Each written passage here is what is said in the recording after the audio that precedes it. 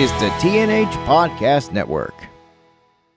While we're on the topic of this trade, I just want you to visualize this scene in your head. Game 7, Western Conference Finals, in Staples Center, Lakers, Clippers, tie ball game, 10 seconds left. Marcus Morris catches the pass, clears out Paul George, clears out Kawhi Leonard, and goes one-on-one for a chance to go to the finals. That's going to, you know what? That can happen. That can happen. It will happen. But he can't hit that shot. That's the thing. Man, if that does happen, I will look like an idiot. But, I mean, the Clippers are stacked. Yeah. The Clippers are stacked.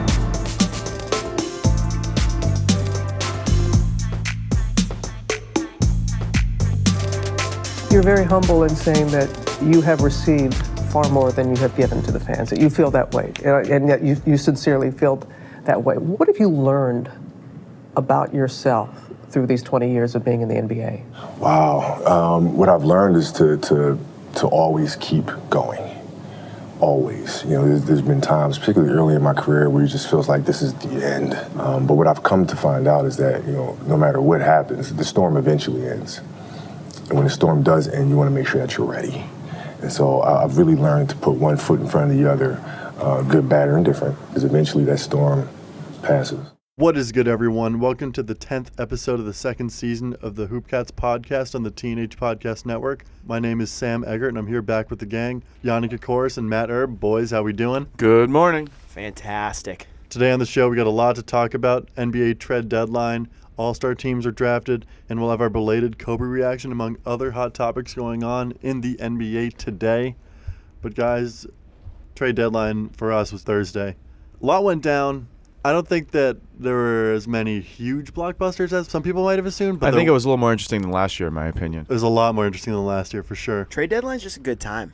I sit on my phone for probably a good hour and a half, just literally refreshing Twitter, waiting for the Woj bombs. Oh, it's just a good time. Your heart is racing. If you're the first one to yell the trade in your room, it's just like fun. It's a good time. Yeah, Twitter and hoops rumors always going crazy on trade deadline. Got to get those Woj notifications on for trade day. Absolutely. Hey, I have mine on all the time. At all times. Yeah, I had them on yesterday for sure. So to go over all the trades before we actually go into detail on some of them, D'Angelo Russell, Amari Spellman, and Jacob Evans head to Minnesota in exchange for Andrew Wiggins, who will be going to Golden State, along with a first and a second-round pick.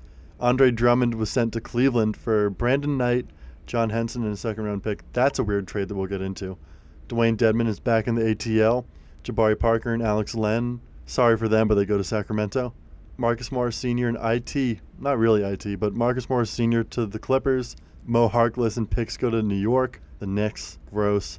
Jerome Robinson, low-key biggest draft bust of the past 10 years, goes to Washington. Jordan Bell to Memphis for Bruno Caboclo. That's a one-for-one swap. Then one of the bigger trades, Andre Iguodala and Jay Crowder go to Miami. Justice Winslow and Gorgie Giang and Dion Waiters are going to Memphis. James Johnson to Minnesota.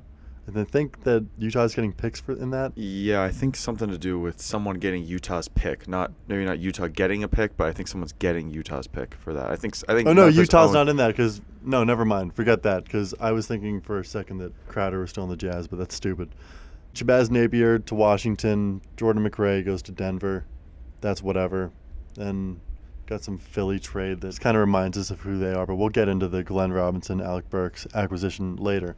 But I guess we got to start out with, I think what's the biggest blockbuster, is D'Angelo Russell to Minnesota. Minnesota's been trying really hard to get D'Angelo Russell for almost 2 years now. Feels like every trade deadline there's talks about a trade, whether it was when he was with the Nets, when he was with the Lakers, and they finally got their man. And they really didn't pay that heavy of a price. Like the first round pick, yes, but Andrew Wiggins, I mean, yeah. I don't think anybody's really too sad to see him go. And I think that the biggest thing with that is Minnesota didn't give up their pick for this year, and they're going to be in that top 5, right, for the draft this year, even though I've been hearing that people have been saying this draft isn't as good as it could, like, you know what I mean? So it's not like a last year's draft, for example. So I think that Minnesota keeping that pick for this year is big, and they got rid of a bad contract. I think Andrew Wiggins will fit better in the system where he maybe has more of a winning culture. And I think the Minnesota, especially Karl-Anthony Towns, just got a big win there, whether it made sense or not. So I think Cat's very happy for someone I don't think I would not have signed a 5-year deal with Minnesota. My X factor in this deal is definitely Amari Spellman, just because he became a great role player for the Warriors this year, even though obviously the Warriors stink. He's been just essential for them in games that they've been a part of. So I think him going to Minnesota is big for them. They'll have him coming off the bench this year and then in the following years with whatever they acquire. So, I mean, if I were to pick a winner here, I'm going to take Minnesota. I think that we've got two winners in this trade because I think you talk about Wiggins being a better fit with Golden State. I think the main reason for that is because there's a logjam at the guard position when they're healthy, when they had D'Angelo Russell. Now they get a wing after they lost a wing in Iguodala and Kevin Durant. Yeah. I was going to say, I think you're forgetting someone there. And Harrison Barnes. Yes, but that's of a couple course. years back. But regardless, I think that just positionally, it's a better fit for Minnesota and the Warriors. Yeah, well, we all know the Warriors are not – they basically gave up on the season, which is understandable. So I think they're planning for the future, and I think they're going to be a top 3 team in the West next year. I'm glad that this worked out for them. Yeah, a big theme this year for me was the teams that were involved in trades. Both teams won the trade or both teams lost the trade, which is kind of weird because usually you'll have one-sided or both teams will win. Usually both teams don't lose. I saw that often this year for some reason, but I think there's definitely 2 winners here, with Wiggins being a better fit for the Warriors going forward when they get Clay and Steph healthy, and then D'Angelo and Cat go way back. Yeah, they were back-to-back picks in the 2014 draft. Exactly. And then you add on to that, they just have a young core now with Cat, Russell, Jarrett Culver, Josh Okogie. I'll throw his name out there, but Just might as well. just for the sake of it. Then again, as you said, Spellman could be an impact player for them. Now we know Devin Booker is looking to join those two. Not in Minnesota necessarily, but we know that Devin Booker wants to be a part of that. It might have to be in Minnesota based off these might contracts. have to, yeah, absolutely. And Sam, I'm looking at this list now. I think about it. In my opinion, the second best player besides D'Angelo Russell to be traded the last few days is Clint Capella, and that big 4-team deal. I don't think. Oh, is you on, know why I didn't on our write doc that? because it didn't happen yesterday. Didn't happen yesterday, yeah. exactly. So I think I'm down to talk about that. That big 4-player trade with Robert Covington, and I don't know if I'm sure you guys didn't watch the Rockets game last night, but Did the you? Rockets, I did, yeah, How was it? good. I thought the small ball lineup for what criticism they got really worked for them, especially when they're playing against probably the best big man in basketball in Anthony Davis. And obviously Anthony Davis pretty much had no one guarding him. He got to do whatever he want. But the perimeter game for the Lakers was suspect when they had those 3-and-D guys out there. PJ Tucker, similar to Grant Williams, is Yeah. one of the best small bigs in basketball just because of his He's athleticism, getting his strength. crap and- kicked out of him. But he's doing a good job. But he can take it. He can take If it, anyone can absolutely. if anyone can take a beating, It's PJ it's like Tucker. you got PJ Tucker and like Marcus Smart. Like those are the guys. You know, it's tough to criticize this trade on any part, except, I mean, part of me wants to criticize the Rockets for going small ball, but they're clearly I understand they're that. putting all their chips into one style of play, and you got to respect that they know what they want to do and they're doing it. Because they acquired Jordan Bell in that trade, and then the next day they traded him yeah. to Memphis for Bruno Caboclo.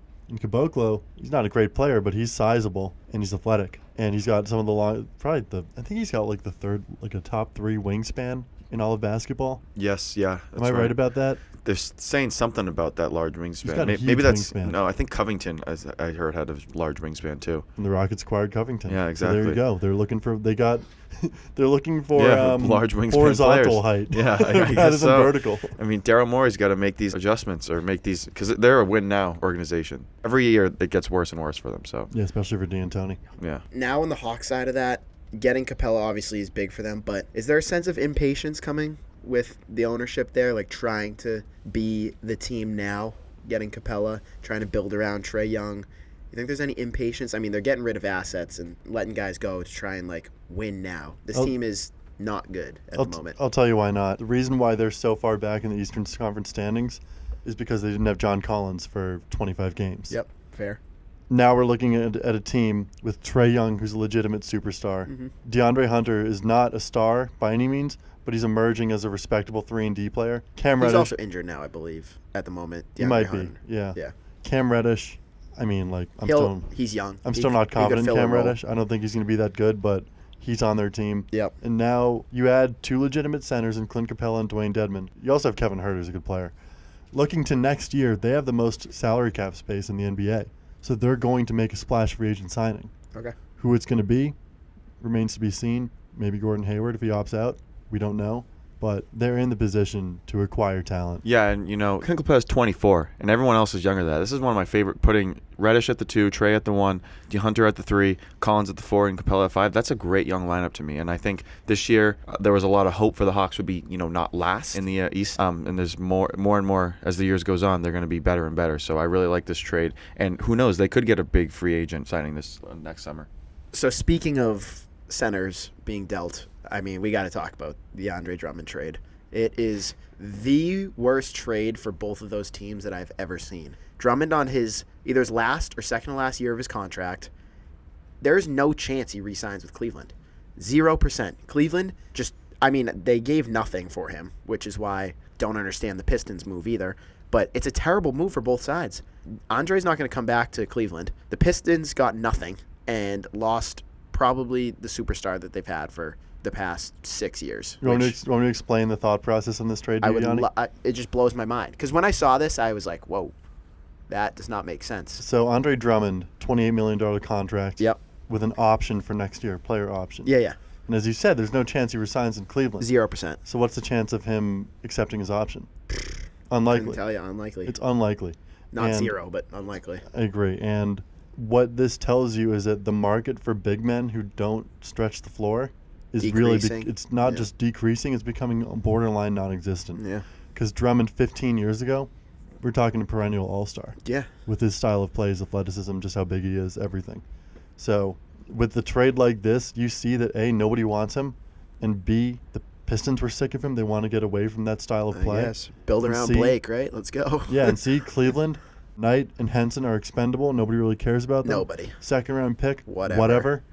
And then you get Drummond, whose contract isn't going to be there in hopefully 1 year and probably and 100% won't be there in 2 years. It just opens up space for them to sign more legitimate 2020 type players. I guess. It just really caught me off guard. That was one of the big ones that caught me just very off guard. Yeah, Sam, you're right. I think they needed a verbal commitment from Drummond to say he won't pick up that player option, so maybe they'll have more cap space, right? And I completely... Oh, yeah, and I think this is what Yanni was talking about. This is a trade, for example, where I think both teams failed. I don't think this is a bad trade for both. Drummond they basically gave up Drummond for nothing at all. And I think, honestly, whether these numbers make sense or not, why not give up, Lob Williams and maybe Romeo Lamford for Drummond or something? Like I feel like that's a better deal than giving up whatever the heck Cleveland gave up. I see what you're saying with that, and we can touch on this later, but I would rather have Daniel Tyson, Andre Drummond. But I think that the Pistons knew that Drummond liked being in Detroit. Yeah. Which he verbalized. Yeah. So they just didn't want to take any risk of him picking up that option. I think that's why they had to get rid of him. And I saw a tweet that Drummond just transferred from one prison to another. It's like they're basically you couldn't get more closer markets than that. They're right next to each other. They're both very cold places. I don't know. I'm really wondering how Drummond's feeling right now, because he said he wanted to be in Detroit, and I think he might have picked up that option in Detroit. Yeah. And we know the owner really likes Drummond, so. This was an interesting. This was not my favorite, but this is most interesting to me for sure. Yeah, I think this might be the most thought-provoking trade. Another trade I want to talk about that scares me a lot because it was really good was Iguodala and Jay Crowder adding vet experience to a young, ready-to-go, playoff contending Miami Heat team, while giving Memphis more young pieces that makes their depth absurd. And that actually want to play. Yes. Oh, Justice Winslow is ready to prove himself. Kid's still young. People forget that. Just joined up with national championship teammates Grayson Allen and Tyus Jones. Get Jahlil Okafor to Memphis. Complete the foursome. I second that. I wish he got traded to Memphis. That I would wish have he been did great. too. Imagine. He's had I've talked about this on the podcast before. He's had a much improved season. Much improved. And he's getting wasted away behind Zion right now. Yeah. His conditioning has been up. He looks good. I hope they deal him out, especially to Memphis, because that would be sick. I would become the biggest Memphis fan in the country. You think there's any chance they buy him out? They don't use him enough to, have him. So, I don't see any point with keeping Jahlil Okafor on the Pelicans if you're building around Zion for the rest of whatever. I think it depends on how confident they are in Zion's ability to stay healthy. That's also true. Because if Zion goes down, then we're going to see Jahlil. Yeah, but even then, he doesn't get as many minutes as he probably should. Yeah. So, being a backup center for Memphis wouldn't hurt his career at all. Yeah, that'd be good. Yeah, I think so. Him and Valanciunas, that's good. But, I mean, Iggy and Jay Crowder adding that depth to Miami is scary for Yeah, the Eastern Conference. That plays to give Jimmy Butler a break. Yeah, the Heat, I don't know. People have been saying they're the second best team in the East. I'm still riding with my Celtics. I think they got better shooting. And, Celtics are 2-0 against Miami. They're one of the few teams that have beaten Miami at home. So I'm still riding with the Celtics. Miami picked up 2 great, like you said, veteran experience. I like that a lot. Memphis, and by the way, Miami saved money. They're below the luxury tax now. So they cut it in half or whatever it was. So Miami's looking good. And then Marcus Morris to the Clippers as well, I thought was a great pickup too. And the reason Jahlil Okafor is not playing as much, obviously, is because they have 2 centers. And they have Derek Favors and Jackson Hayes, who I love Jackson Hayes. So I think it would be a great thing if Okafor got moved, because you're right, he is getting wasted. He's not a bad player at all. No. And I think if he got somewhere where he's getting a backup role or something, it'd be good. And I'd like to see that. That'd be the perfect role for him. I totally agree. But just to go back to the Heat for a second, them getting Crowder and Iguodala gives them 2 very legitimate wing defenders. That's a recipe to succeed against the Celtics. The Celtics, absolutely. Yeah. Because what do we have? We have a plethora of wing scorers: Gordon Hayward, Jaylen Brown, Jason Tatum. And before acquiring these 2 players, I mean, Jimmy Butler can't guard 3 players at once. And and you're not going to put Kendrick Nunn on Jaylen Brown or anything like that, or even Tyler Hero. That's just not going to happen. The size difference is massive. It's overwhelming, and it overwhelmed them. Yeah. But to go on to the Morris trade, I just feel bad for Mo Harkless. Yeah, he wanted to be there. Yeah, he got done dirty. He wanted to be in LAC. He wanted the chance to compete for a title.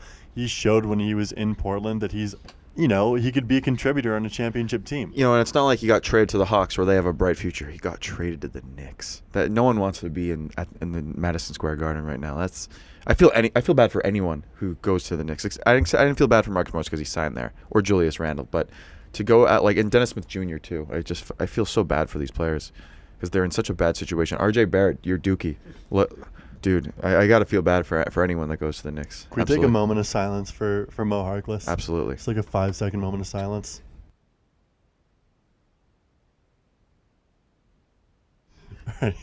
Yeah. Yeah, Yanni, what do you think? So, while we're on the topic of this trade, I just want you to visualize this scene in your head. Game 7, Western Conference Finals, in Staples Center, Lakers, Clippers, tie ball game, 10 seconds left. Marcus Morris catches the pass, clears out Paul George, clears out Kawhi Leonard, and goes one-on-one for a chance to go to the finals. That's going to, you know what? That can happen. That can happen. It will happen. But he can't hit that shot. That's the thing. Man, if that does happen, I will look like an idiot. But, I mean, the Clippers are stacked. Yeah. The Clippers are stacked. You know what? It's sad they bought out IT, or whatever. Did they waive him? I can't remember what they did with him. But sad to see him go. If he somehow landed in Boston, I wouldn't complain. But, man, it's just like they are good. Really good. They're legit. But to that point about the last second shot, I don't think Marcus Morris is going to be on the floor. Yeah. I don't think. Which is a shame because he's a starting caliber player. But when you're with 2 of the best wing, I mean, George is really can play the 2. But I mean, he's 6'9", so yeah. Because we know the last 5 people are going to be Harrell, George, Beverly, Lou, and Kawhi all the time. That's the deepest team in the league. So, Morris trade, I'd give it an A for the Clippers. And I'm kind of surprised the Lakers didn't make any moves at all. And I know you guys aren't the biggest Lakers fans in the world because of that bad man LeBron James. But I thought Kuz was going to go. I thought Kuz for Morris was going to happen. They weren't taking offers on Kuzma. They weren't? Is that confirmed? They said that they were not taking offers on him. Interesting, because he was awful. Westbrook gave him the moves last night. It was pretty bad. Man, if they kept Brandon Ingram, I know Brandon Ingram wouldn't be nearly as good on the Lakers this year as he on the Pelicans, but I think they kept the wrong player, the Lakers, when they traded away. Okay, so to close out this segment, overall, of all these trades that we've gone over, who do we think is the biggest winner? I'm going to go with the Hawks. I think they're building for the future. And Capella's, I've told you, Sam, I think he's he's his top 5 center in the NBA. I think he's the 5th behind Gobert, Jokic, Embiid, and Kat. So Hawks, John Collins is a great player. Trae Young's like you said, superstar. I think Reddish can only go up. And Hunter, whether he's kind of has ups and downs, but he can only go up too. So I'm really liking the Hawks in the next year for sure. I think my biggest winner is going to be the Timberwolves. because they finally got that superstar point guard that they need. And Cat's been unhappy for a long time with Wiggins. That's not a good combo. Their games don't complement each other. I'm hoping that the Cat D'Angelo Russell combo works. If so, they'll be very good. And honestly, I'm going to go with the Grizzlies. I really think that Oh, they're you're going to right. fight for that It's the Grizzlies. last spot, some of the last spots in the Western Conference. And I mean, do they have a chance to beat the Clippers? Maybe. Do they have a chance to beat the Lakers? Maybe. But they're definitely going to give them a run for their money. And with that lineup, with that depth now that they've added, I really think going forward, too, they are the trade deadline winners. And it's interesting. I was thinking about this when reading about the trade last night. Last year, I kind of inherited the Nets as my team because they were kind of a feel-good story. They look like a great fun team to Matt, watch. You inherited the Kings as your team I like last the year because Kings. they kind of came Yep, out of nowhere. absolutely. They looked really good. So it sounds like, Yanni, you're the third man. Are you inheriting the Grizzlies? Is that what's happening? I think I'm buying stock in the Grizzlies. I would never go against my Jazz, of course. We're just going to put that out there. The Jazz are going to win the NBA championship. People forget. But fifth seed in the West, whatever. We can talk about that another time. They're on a 5-game losing streak. But Can you remind me who the Jazz's 2 All-Stars are? It's all right. Listen, doesn't matter. Does not matter anymore. Which players are they? Does not matter. I don't. Matt, do you know? I'm just trying to. I do know, but did you say the Jazz are on a 5-game losing streak? Yeah. I didn't know that. Interesting, because they were winning, and of course those two superstars are Joe Ingles and What? Oh wait, The All-Stars. for the Jazz. Yeah. Yeah. Joe Ingles isn't an All-Star this year. No. No, I thought he was playing really well. He is playing Sure. well. Oh well, then it's got to be Rudy Gobert and Donovan Mitchell, right? Not Mike Conley? Oh, wait, no. Mike Conley is not an that's All-Star. right. Mike Conley will figure himself out. He's broken, but Yeah, that's what they all he say. can recover. Moving on to Jordan Clarkson, what's up? Moving on to the Yeah, All-Star talk about game. a great trade. Yeah, too. they needed Jordan Clarkson really badly because they don't really have point guard depth.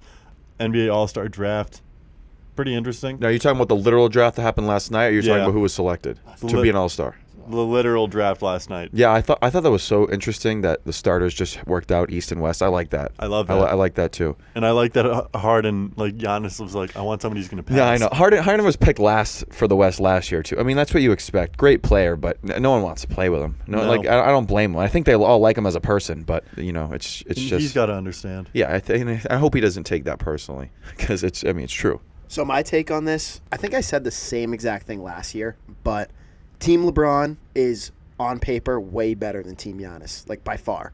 It's not even close.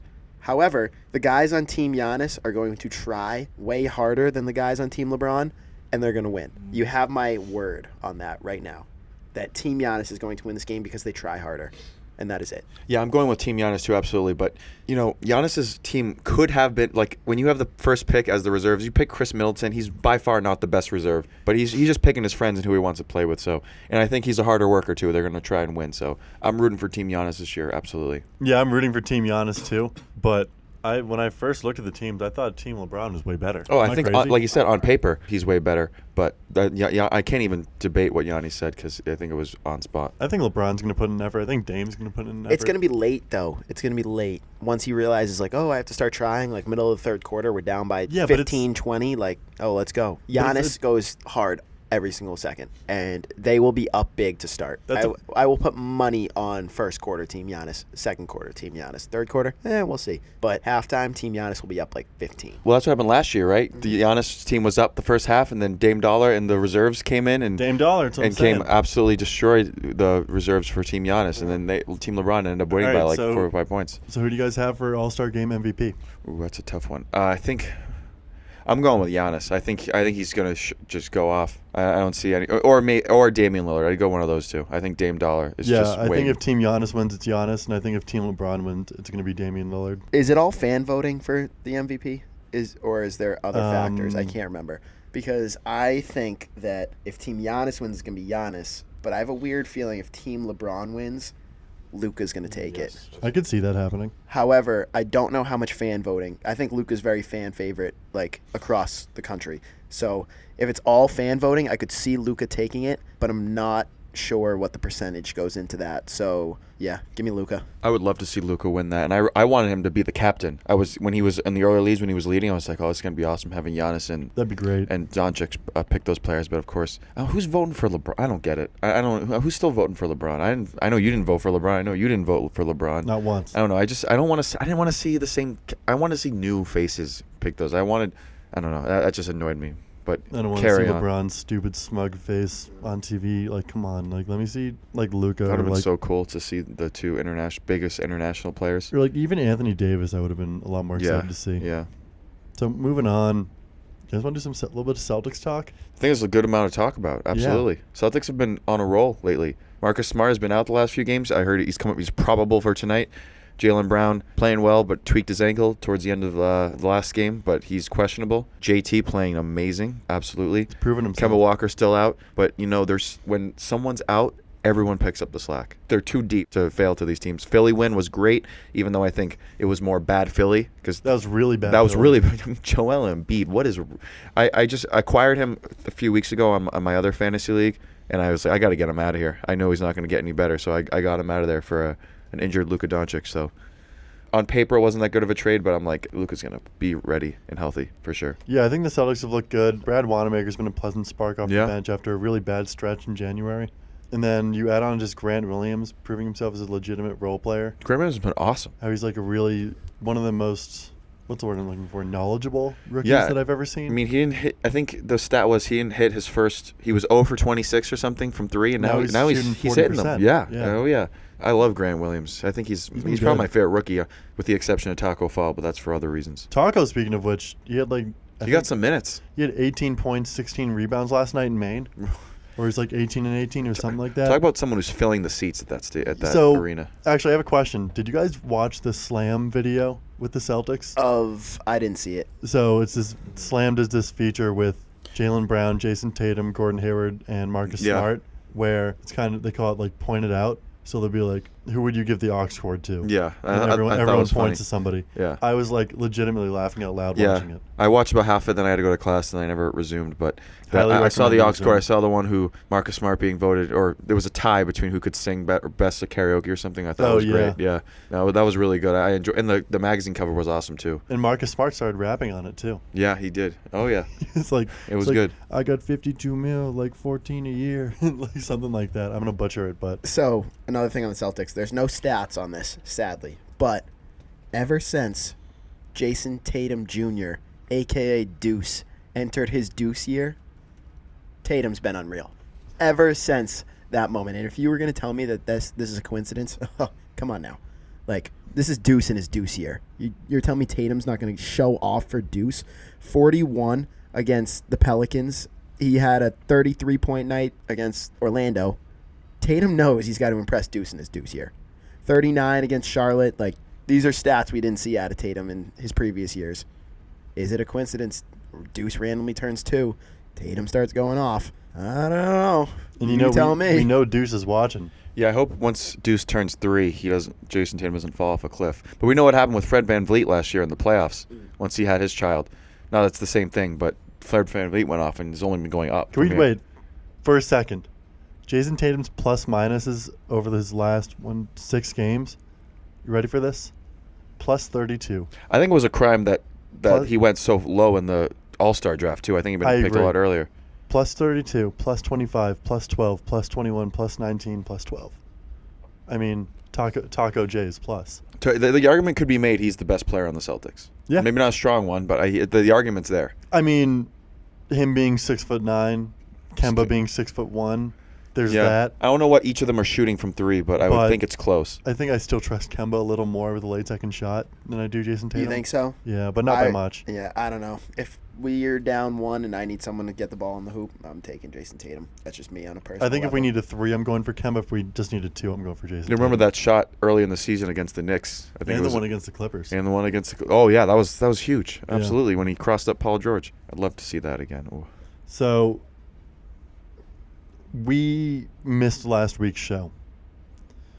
And last week, or 2 weeks ago now, the NBA lost one of the greatest players in the history of the sport. Truly one of the greatest players in the history of professional sports. Kobe Bryant and his daughter Gianna, among 7 other people, died in a helicopter crash.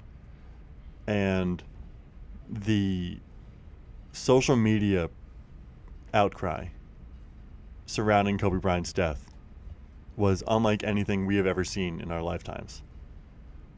And I guess through this segment, I just want to ask you guys and I'll speak my opinion too. What's your lasting impression of Kobe? What do you think of how prevalent the social media praise of him was? Whether it was totally justified, partially justified, or not justified at all, and just what you guys went through with Kobe's passing. Yeah, it was a shock for sure. When you texted us, I thought you were talking about something to do with, because LeBron passed him a few days earlier. And what made me sad the most was just having that father-daughter, and there's like 2 or 3 families in there, and there was one family where a little girl lost her dad, her mom, and her sister or something, and I thought that just made me so sad. It was a shock, and I know a lot of these NBA players were hit because they grew up looking to this man. Anyone who was, I feel like the same thing would happen if Shaquille O'Neal and his son Sharif were on. It was truly a sad day, and as the day went on, it was like it took a toll on me. I think mostly the social media was justified, but some people were going a little overboard with some things. Any big name who dies in that way with his daughter, or I don't care if he was famous or not, it's just heartbreaking. Yeah, kind of going off that, it's just kind of like disbelief. Like, you saw the reports, you didn't want to believe it. Those things are crazy. I remember exactly where I was when Michael Jackson died. Cooperstown, New York, thunderstorms during a baseball game. We got the notifications. It was crazy. Yeah, I was on Martha's Vineyard. That was word crazy. Spread. Everyone remembers where they were when Michael Jackson died. I was in my living room. Everyone remembers. And now I can tell you that I will never forget where I was when Kobe Bryant died. And I was scrolling on my phone. I saw the notification. Shivers down my body. It just didn't make sense at first. Like, you didn't want to believe it. Yeah, Nobody wanted to believe Yeah. it. You were going to say TMZ was wrong. And then the report just kept coming out. And I still, to this day, it does not feel real. Kobe was almost like a god of the sport. It was almost like he was untouchable, the way he worked, the way he was passionate about the game. The quote about him, someone saying that Kobe was one of those guys where you would see him in his 90s sitting courtside at the Lakers, like, still heckling young guys. Like, you would think that is still going to happen today. And, I mean, all the lives lost, just one of the most tragic events and occurrences to happen that I can remember in my recent history. And there's a lot to say on it. It's tough to talk about, obviously. There's not much more I Now, can do say you at think, the moment. before Sam, because I know Sam has a lot to say, do you think they should have postponed that Lakers-Clippers game? Personally, I think it was very unfair to make them play. Yeah, only because it was both LA teams. I think it was very unfair to make a lot of people play, especially because just the impact, like, guys were teammates with Kobe, although Kobe was on the Lakers for his whole entire career. Guys were in and out of that system, and you could see the reactions. Tyson Chandler on the bench, bunch of guys, even guys who looked up to him. I was watching one of the games. I think it was the first game. It was the Raptors and someone else, and it was almost like nobody wanted to even play. Well, there's two. They were just I have walking two around. things on that. First, both LA teams, both very strong connections to Kobe. They definitely should have postponed that game. And not only the players with the definitely LA agree with teams, that. people in Staples, Yeah, like all those people. Everyone. How are those people supposed to show up to work? really the whole city. Yes, correct. And then for the rest of the league, what's the Mamba mentality? Right. You go and you do it. Yeah. You know? So I think that the best way to honor Kobe and everything he stood for was to play. And Kobe that's wasn't what- just that's what he- inspiring that's this what he would have on the done. basketball court. I mean, he was very empowering for the women's national soccer team. He sat courtside at a lot of WNBA games. He's one of the biggest ambassadors of the WNBA we have. Oh, by We've far. had, By which far. is terrible to say. Yes.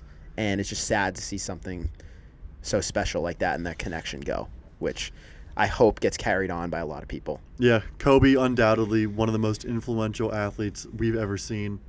The fact that his work ethic not only was vivid on the basketball court, but off the court too, and how it inspired people to do really amazing things and be the best versions of themselves is unbelievably admirable. Mm-hmm. And there's no two ways around that. Yeah. His post fade is probably like the second, third best move in the history of basketball. One of the greatest like- shots, yeah. It's really like his fade, MJ's fade, and then Kareem's skyhook. Yeah. Like those are really the three most like you talk about a specific shot, that's what I think of personally. Right. Maybe throw Durant's pull up into Even that like too. Dirk's. And Dirk's Dirk's fadeaway. fadeaway. They're all there. That's But, all. like, they're all in the same conversation. Yes, Mount Rushmore. You have 4 of those 5. Mount of those Rushmore, right there. Kobe's fadeaways on it. Yes, by far. So, yes, I understand. Great player. I understand a lot. He affected a lot of people's lives. But I have a lot of criticism.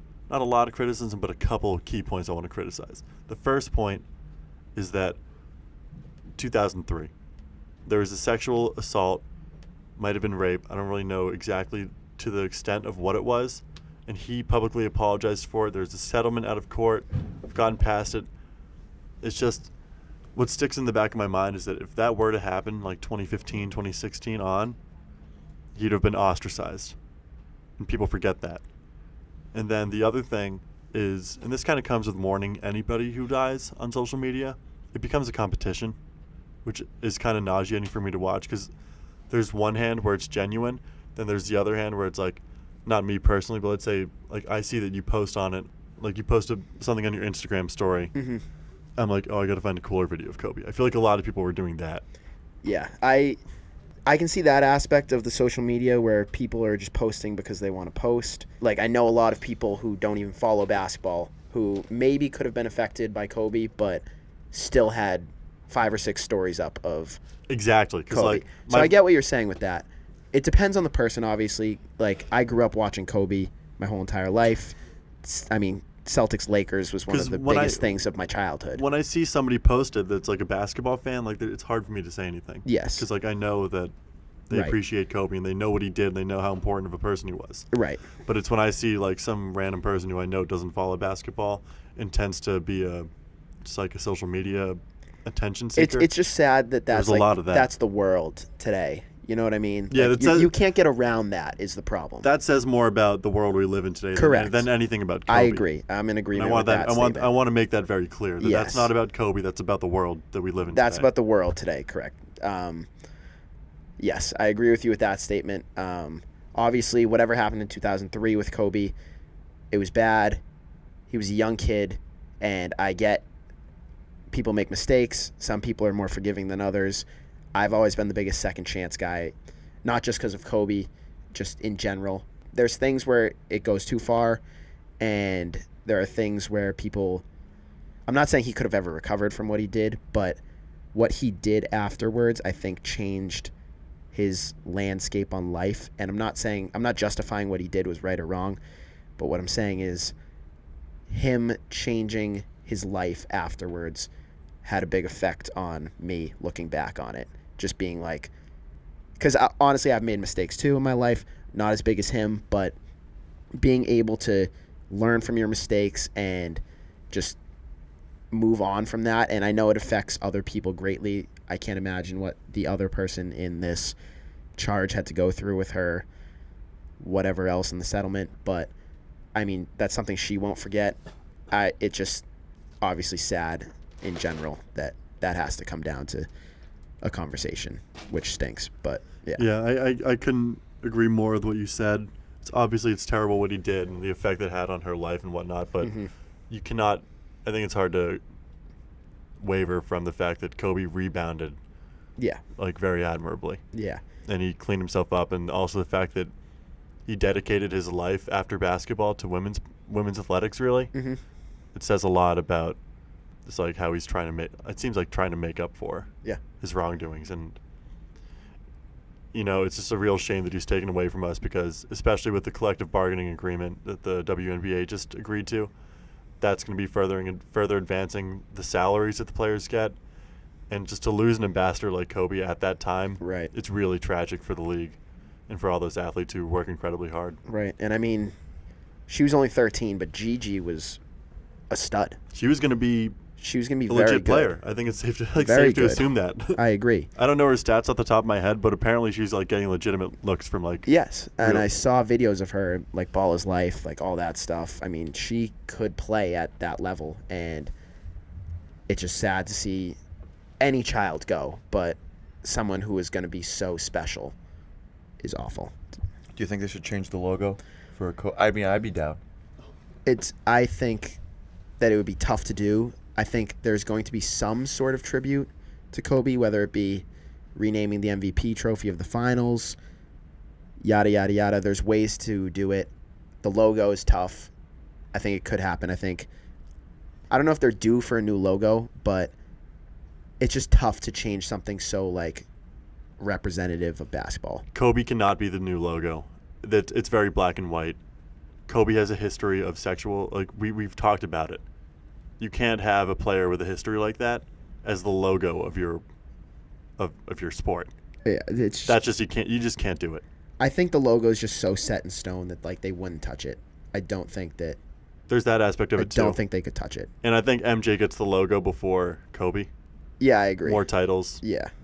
And Jerry West is the logo, and he's still alive, so there's that way to look at it too. Correct. I don't think they would rip that away from Jerry West, but I do think they will honor Kobe somehow with a longevity sort of agreement. Yeah, I'm not sure what it's going to be. He deserves to be honored, but the logo is not the right way to go about it. I wouldn't go logo. So you'd vote no if the NBA contacted you and said we're talking about 100 people about voting. I know Sam would be clearly a no. What would you vote? I don't see why not. I mean, it doesn't. I don't have an opinion either way. But why not? I would just have to keep it. I think they can do something else. You'd vote for something else, like if they had a trophy, like you'd do something like that. Some sort of unnamed trophy. Okay, could be maybe like the Kobe Bryant MVP, the All-Star Finals trophy or something. Like that. Anything. I think there's definitely something that could award like most improved player. Something like anything. Yes. Yeah. I don't think that has a. Like yeah. There's. I mean, like all the trophies, all the big trophies have names. I can't even remember the NBA trophy off the top of my head, but Larry O'Brien. Yes, yep. The Larry O'Brien. I mean, all like the four major sports have their own like trophies, names, but there's going to be some sort of honor to Kobe. Well, they already made changes to the All-Star game. I don't know if that's long term, but for this year they're doing something weird with the fourth quarter. Yeah, I was confused by that. And they're all wearing 8 and 24. Each LeBron's wearing 20, whatever it is. Yeah. Which I'm sure won't carry on from year to year, but it's a nice little thing they're doing because all these NBA players liked him and looked up to him. So I agree. One more thing before we finish up. Obviously, we criticized LeBron. What he said after Kobe died was very special. Obviously, he was hit very hard by it. About carrying out his legacy? Yes, about carrying out his legacy. Like the speech he gave in the Lakers' first game back was, I mean, I hate LeBron, but it was a great speech. Mm-hmm. One thing I do criticize about that, I mean, the whole like beginning to it of like I have this paper in my pocket, like they told me to stay on script, like basically said like I ain't doing that shit, like whatever. Like, do you think that's LeBron trying to be like, oh, I'm like better than everybody else, or do you think that's actually like what the process was? I think LeBron's a great speaker, and I think he articulates his point well. I don't know if I necessarily have an opinion on it. I think it was a great speech. Who else would you want to give a speech like that? So I'm not putting the speech down. I think the speech was very good. Yeah. I think what he said was great. I don't know if the beginning of it was like was it part scripted? Of the show, like scripted. Scripted, okay, Yeah. Interesting. I don't think it was scripted. I mean, his speech just felt genuine. So his speech was genuine, and I think regardless, he was going to speak from the heart. Like I think he did a great job. I'm not disapproving the speech, but I'm saying, do you think the Lakers organization like gave him a paper? Yes. And was like, this is what you should this say. This is what you have to say. Totally. You think so? Totally. Okay. It's a tough one. I can see it going either way, but I think the point is that LeBron didn't read from a script. He read from his heart. It was heartfelt. So it was heartfelt. So it didn't. I guess it doesn't matter, but yeah, I can definitely see them doing that. I think at the end of the day, people are just going to remember LeBron just having a very heartfelt, appreciative speech. Yeah. And that's really the extent of it. Anything you guys want to touch on?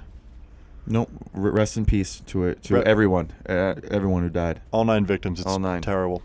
First word that comes to mind when I say these words, okay? Basketball. Love. Los Angeles. Home. Retirement. Peace. And legacy. Wow. Well, it's a good word. Wow. On a lighter note, what are the standings in the basketball league right now? In our fantasy Not good. basketball And league? I've been in contact with Mick Kringleberry for a trade for James Harden, since he's not even utilizing him whatsoever. Oh yeah, you probably don't put him in your lineup, right? In 3 months. Jesus. Duffy's wreaking havoc though. He's given Sam the business. He gave me the business. I've had injury troubles. You've had injury, absolutely. But Duffy's team's on the rise. our division with me, Sam, Laycock, and Duffy is Well, the we have power the three division. best teams, and then Laycock, whatever. And then Laycock's whatever. And then I guess it just depends week to week for theirs. Yanni, Alvin, and Ross. Yanni's looks like Yanni may not make the playoffs, so that's why I'm asking for a trade. But yeah, I'm not. I thought everybody made the playoffs. Is that it? No, it's top 6. Top 6, yeah. So it's the last person in each division doesn't make it. So you still have Kyrie Irving who's now out again. So. Yeah, Yanni's got to wake up, but that about does it for this episode of the Teenage HoopCats podcast. I'd like to thank our producer, Benjamin Strawbridge, who is not here right now, but he got things set up for us, which we greatly appreciate. Shout out Miguel Oyler-Castrillo for the music. Matt, Yanni, it's always great talking with you guys. Yeah, it's a pleasure. It's good stuff. Great pod today. And Good night. Good night. Good night. Nighty-night.